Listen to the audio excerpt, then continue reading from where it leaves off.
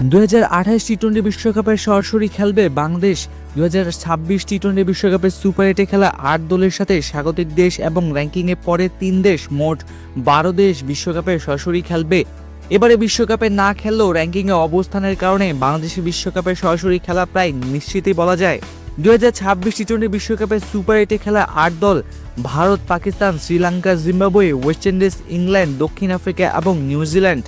2028 T twenty বিশ্বকাপের স্বাগতিক দেশ অস্ট্রেলিয়া এবং নিউজিল্যান্ডের মধ্যে অস্ট্রেলিয়া এবার সুপার 8-এ খেলতে পারেনি, তবে স্বাগতিক হয় বিশ্বকাপে সরাসরি খেলবে অজিরা।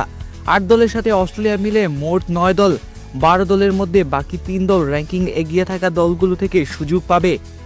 বর্তমান র্যাঙ্কিং অনুযায়ী পরের 9 দলের বাইরে থাকা দলগুলোর মধ্যে সবচেয়ে এগিয়ে থাকা 3 দল বাংলাদেশ, আফগানিস্তান এবং আয়ারল্যান্ড।